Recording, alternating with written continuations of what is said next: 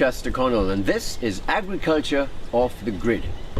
The fertility of the soil in St. Vincent and the Grenadines, particularly on the main island of St. Vincent, is well known to those who farm it.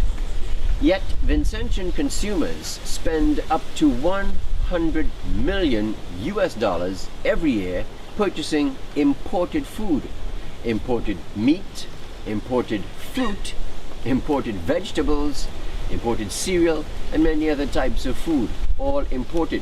Most of these foods, of course, have chemicals from the moment they're picked. They're picked green, of course, and they are filled with dyes, coloring, unnamed chemicals, most of them unreported. Off the Grid Media followed two Vincentian farmers who have made the brave and wise decision to use no pesticides on their farms.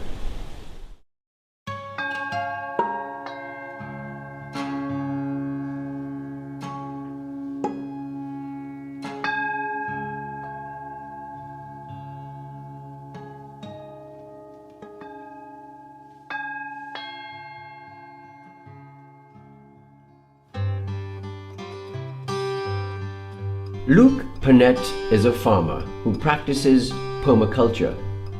Permaculture imitates a type of farming that was practiced by the indigenous peoples of the Caribbean before the arrival of the Europeans. The Kalinagos obviously had no man-made pesticides or chemicals, and so they followed Mother Nature closely in the ways she grew food in the forests, and the Kalinago imitated. Very aware of Mother Nature, they observed that trees and forests attracted rain and grew abundantly with much variety.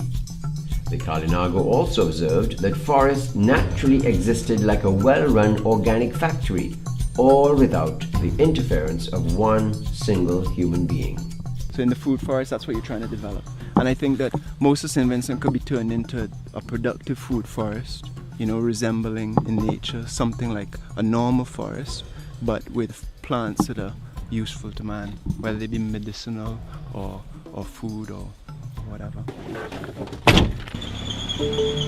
Today, Luke and his family visit another farmer, Lennox Lampkin, on his chemical-free farm where gifts in the form of plants and information are exchanged. In terms of our nutritional security and those kind of things, we need our protein sources that are not necessarily all animal based. But here what I believe. These farmers use no chemicals, providing a safe environment for crops and humans. They encourage other farmers in St. Vincent and the Grenadines to do the same.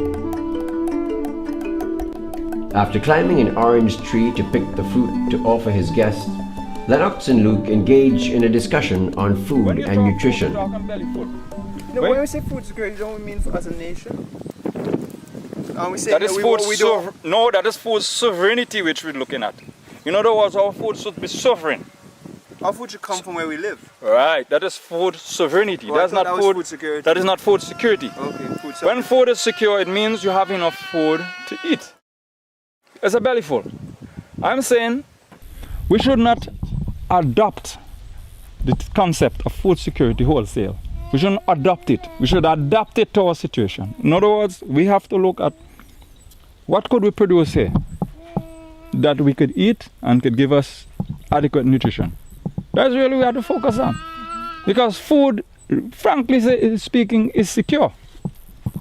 But I don't think when we depend on what you're saying, just $300 million worth of imports a year. When we depend on $300 million of imports a year, I don't think that's secure.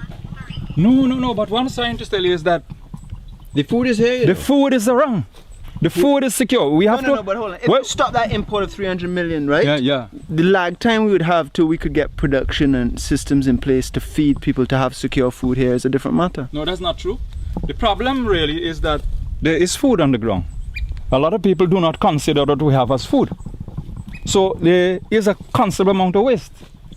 We have stuff that, a lot of food that we have here is not even identified.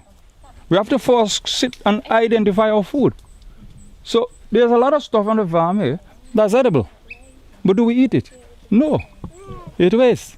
Instead of going out and picking the pigeon peas and eat pigeon peas, we import split peas. And our pigeon peas waste. And we then say we're not secure in food. Graves says okra from America. Right.